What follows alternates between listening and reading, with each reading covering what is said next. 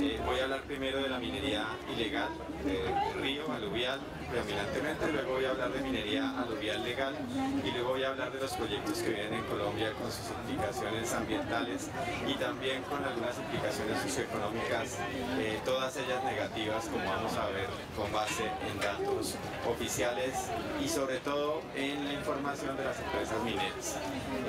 Gracias. Aquí voy a pasar muy rápidamente, son los mapas de ecosistemas estratégicos y áreas protegidas en Colombia. Siguiente. Ahí tenemos los títulos mineros a julio 2013 y aquí tenemos títulos más solicitudes, algo que no es muy diferente a lo que está sucediendo en otros lugares de Latinoamérica. Yo le voy avisando, discúlpeme, exacto, ahí. La parte más invadida por este sarampión de títulos mineros es la zona andina, y esa zona andina es la zona andina más densamente poblada de toda Sudamérica. Quien haya recorrido Colombia puede dar fe de cómo hay muchísima gente, mucha gente viviendo en estas zonas andinas de Colombia, y por lo tanto aquí lo que ustedes están viendo es un mapa de conflicto por la tenencia de la tierra. En Colombia, como creo que casi toda Latinoamérica, el subsuelo es del Estado. El suelo sí pues, puede ser propiedad privada, y aquí en Colombia la tenencia de la tierra ha sido una generadora de violencia, de sangre, y aquí otra vez vamos a replicar modelos en donde el Estado-nación, el Estado nacional, no los municipios, se toman las atribuciones de que definen qué es lo que se hace con subsuelo, sin importar el propietario del suelo y sin importar las autoridades locales que quieren. Siguiente, igual sucede con los resguardos indígenas y las zonas de comunidades negras que están asumidas como comunidades tribales, y aquí el conflicto es exactamente el mismo. Comunidades indígenas que son dueñas del suelo de resguardo, ese resguardo no puede ser comprado o vendido, es tierra colectiva, pero el gobierno concede eventualmente a un tercero, si la comunidad indígena no quiere, concede a un tercero la posibilidad de hacer minería. Entonces, siempre en Colombia el discurso del gobierno es: o usted hace minería o usted hace minería. Y si usted no permite la minería legal de las grandes empresas que son muy responsables con el ambiente, entonces viene la minería ilegal, y lo que está aceptando el Estado es que no tiene una posibilidad de hacer un control efectivo sobre el territorio. Siguiente. Esto, para quien la presentación va a quedar para ustedes, y es la generación de 4 libros de una entidad del Estado, la Contraloría General de la República, donde los pueden bajar gratuitos en PDF, y allí geólogos, economistas, abogados, biólogos, hemos escrito una visión crítica de la minería en Colombia basada en datos oficiales. Siguiente, muy rápido, siguiente, ahí quedan las direcciones, siguiente, siguiente, y entonces ya entro en minería de oro. La aluvial es la que se hace en ríos. Inicialmente esa era una minería que, al existir pepitas de oro relativamente grandes, se podía hacer por barequeo, usando bateas, usando la gravedad, y por lo tanto no había que agregar ningún químico para sacarlo. Esos depósitos se acabaron, ya no hay más de eso, y ahora ese oro, que también muchas veces vemos en ciertas comunidades de muy pequeña escala haciendo trabajo con batea, también tienen que echar mercurio, y el mercurio vamos a ver que es uno de los aspectos más negativos en términos de envenenamiento de todos nosotros. Aquí que comen pescado que viene de Amazonia, que comen pescado que viene del Pacífico, también van a tener, todos tenemos unos contenidos de mercurio que pueden ser preocupantes para la salud. Es mi caso personal, yo no vivo en zonas mineras, yo nunca he trabajado en minería de oro que use mercurio, trabajé en alguna época de mi vida para minería, pero no de esta, y yo tengo un contenido, digamos, excesivo en términos de lo que recomienda la Organización Mundial de la Salud. Acá vemos un país que es muy verde, Colombia es muy húmedo, y ustedes ya pueden ver acá cómo es el impacto del arrasamiento total de la vegetación. Siguiente.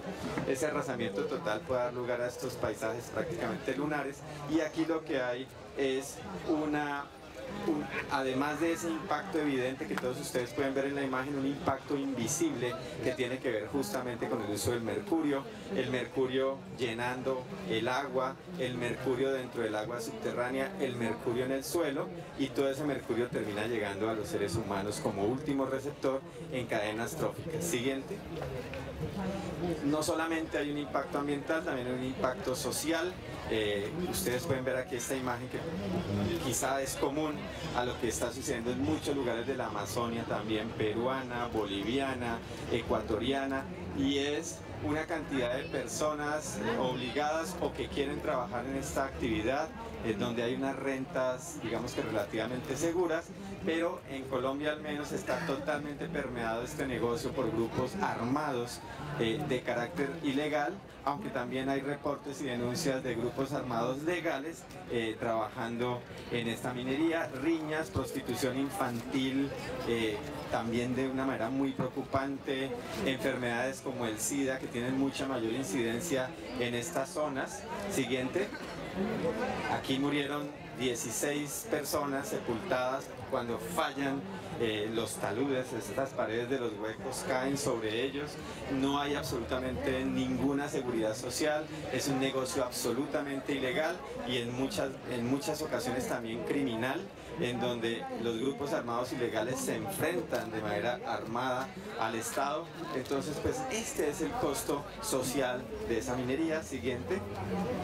Peces de Buenaventura contaminados con mercurio, los peces de los valles interandinos con mercurio, los peces de los ríos que llegan al Pacífico con mercurio, el atún con mercurio. En general nos comemos los peces de mayor tamaño, que son los peces que están arriba en la cadena trófica, tiburón, etc., atún, meros, y todos esos peces, mientras más grandes son, mientras más talla tienen, más mercurio han acumulado, porque es muy difícil eliminar el mercurio del cuerpo, y reitero, todo eso termina en el cuerpo de todos los que comamos mercurio, a través del pescado y también de los que comemos mariscos. Siguiente.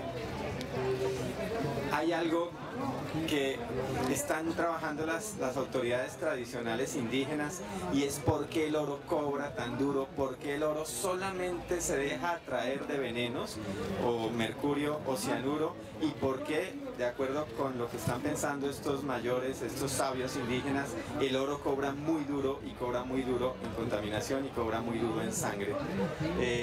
Allí en la zona indígena hay una cantidad de problemáticas. En general están cogiendo a los jóvenes, eso es una palabra que creo que no voy a usar en ciertos contextos.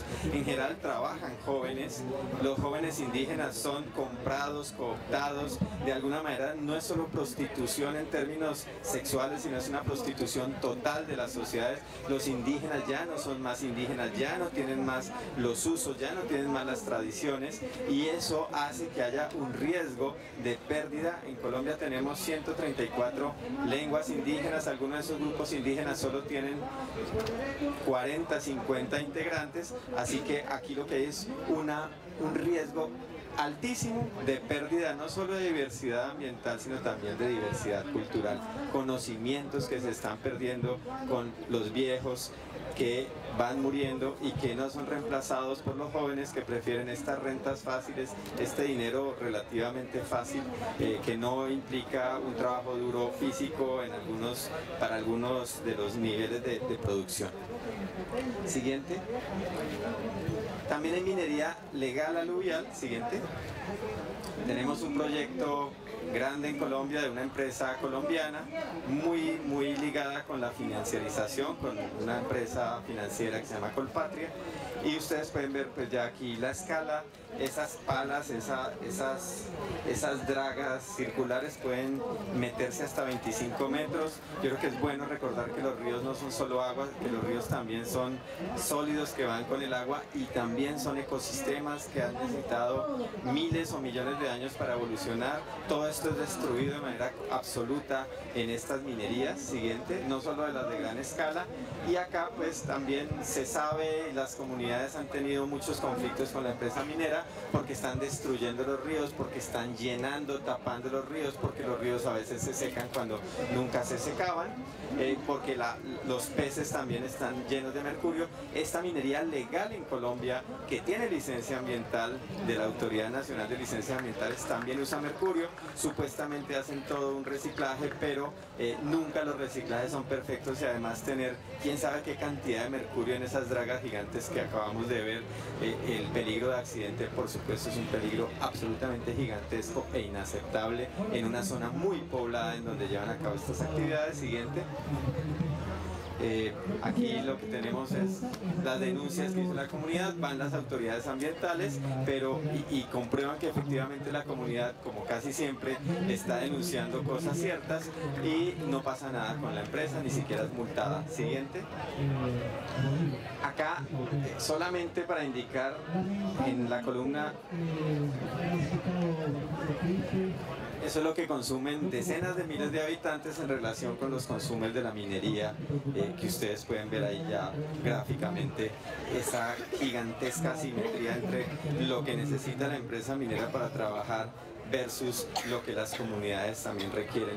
Y por supuesto el agua que usan esas empresas es agua que luego va a terminar contaminada, así no usan mercurio, va a terminar llena de sedimentos, van a usar ACPM, diésel, bueno, como lo llamen, y eso va a contaminar. Siguiente.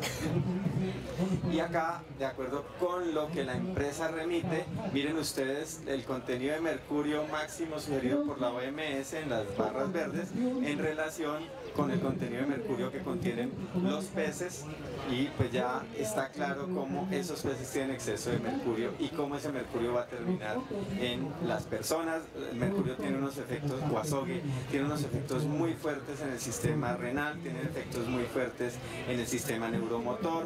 Están reportados científicamente muchos casos de niños que son afectados cognitivamente, es decir, retardo mental, menos capacidad, y lo que se está dañando es la posibilidad de que esos niños puedan acceder de manera equitativa a una educación y puedan responder a un esquema de educación. Así que quién sabe la huella en términos de felicidad por el poder acceder efectivamente a la educación que tiene la minería de oro que usa mercurio. Siguiente. Y el gobierno lo que dice: sí, esta minería está muy mal, va a ser ilegales, vamos a trabajar con empresas grandes. Y aquí tenemos 3 ejemplos muy rápidamente de proyectos, no están todavía actuando, y toda la información que se ha tomado es de las empresas. Siguiente.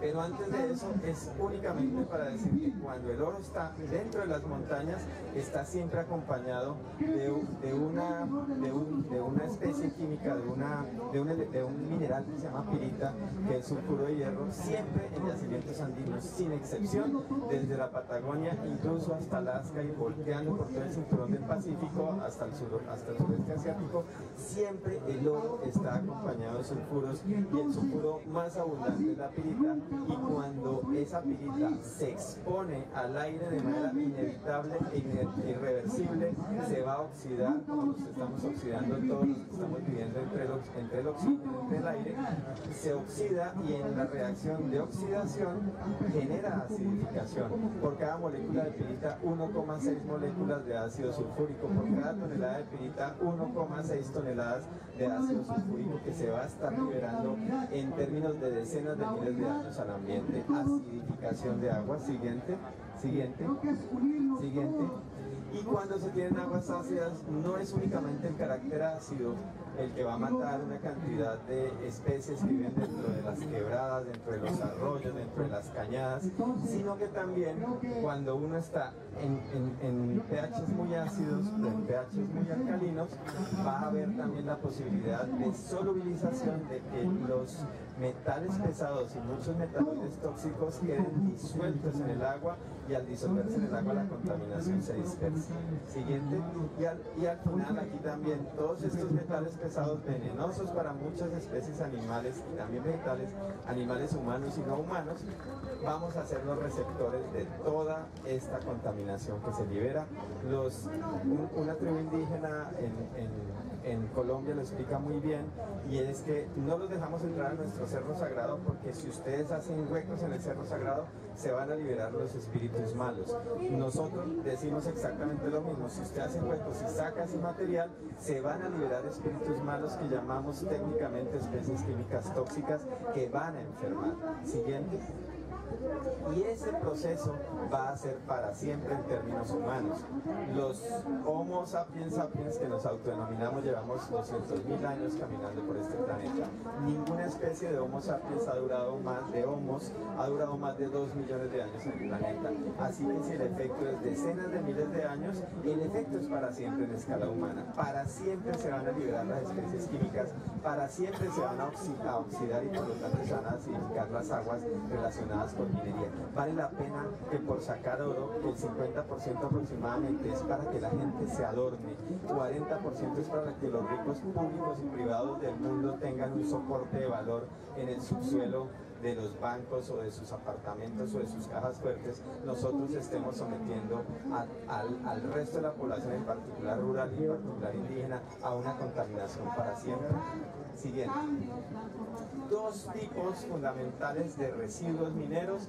Uno es la roca que es explotada y que no tiene oro en una concentración suficiente. Esa se bota, botaderos, la pirita entonces comienza a oxidarse y comienza a crear drenajes ácidos de mina, pueden ser hiperácidos, hay medidas de pH negativos, incluso extremadamente ácidos, y la parte de roca que contiene suficiente concentración de oro es molida y tratada en estos procesos de gran minería con cianuro.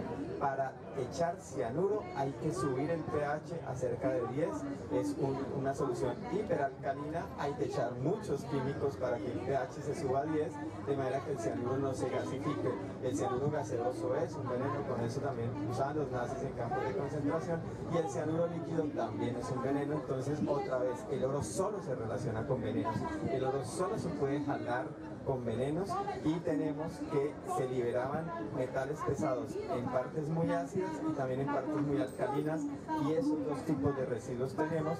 Ese sobrante, ese barro, ese lodo tóxico químico, luego de que se ha retirado el oro, se llaman colas o relaves, que se construye una represa, una balsa, un dique, y allí es echado esa serie de lodos tóxicos para siempre. Entonces, para siempre, las escombreras que ellos llaman, que realmente son botaderos de materiales muy tóxicos, no son estériles, y por otro lado, diques o represas de colas o relaves, que tienen diferentes nombres locales. Siguiente. Esto es el que quiera detallar. Nosotros en Colombia hemos medido qué está pasando, y en zonas de oro, que es, digamos, no es fácil acceder, tenemos pH muy ácidos. Voy a pasar, el que quiera detallar eso, los libros de la Contraloría tienen detalles. Veamos ya los 3 proyectos grandes que vienen para Colombia, si es que los dejamos, si es que las comunidades no reaccionan. Siguiente. Aunque han reaccionado y los proyectos están detenidos, es por las comunidades. Aquí lo que tenemos es un esquema que muestra la empresa minera. Miren ustedes, todas estas montañas las quieren volver un solo hueco. Siguiente. Y aquí ustedes pueden ver 1.231 millones de toneladas. Pregunten cuánto genera. Estos son 20 millones de toneladas de residuos mineros al año. Pregunten cuánto genera Lima, y no va a ser más de, supongo, 8.000 toneladas máximo, Bogotá de 6.000.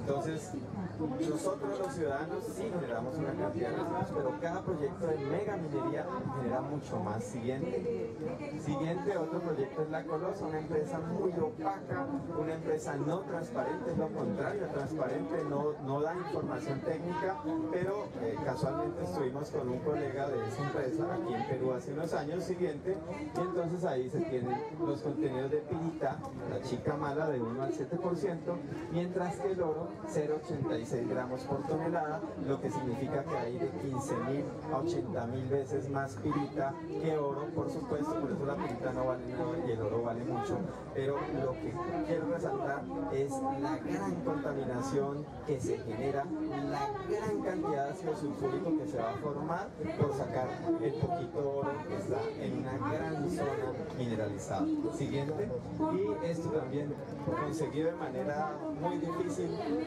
Angola Ashanti. Siguiente, ahí están toda una sierra que quieren volver un hueco de 650 metros de profundidad máxima. Siguiente, y acá sulfuros, y lo importante es que sale otro nombre aquí raro que dice arsenopirita, y esa arsenopirita es sulfuro de hierro con arsénico, y el arsénico es también un veneno. Ese arsénico se libera de manera absolutamente irreversible, tanto en pHs ácidos como en pHs alcalinos. El arsénico es muy complicado, el arsénico es muy tóxico, el arsénico sigue estando disuelto en el agua en diferentes condiciones de oxidación, reducción, no voy a entrar en detalle, pero el arsénico se vuelve una especie química muy probable cuando se libera al ambiente dentro del agua, y comenzamos a tener problemas de salud público. Es carcinogénico, el arsénico ataca también el sistema nervioso central, por eso ha sido usado históricamente como veneno para matar gente. Entonces este está con el oro, este no es que se le agregue, sino que está con el oro y se libera. Siguiente, ahí están las huellas de 0,5 a 1 metro cúbico por tonelada de mineral procesado, hay menos de 1 gramo por tonelada, así que son de 600 a 1200 litros de agua por gramo. Ninguna actividad humana, ninguna, tiene una huella del agua tan alta, de 600 a 1200 litros de agua potencialmente contaminada por gramo de oro. Siguiente.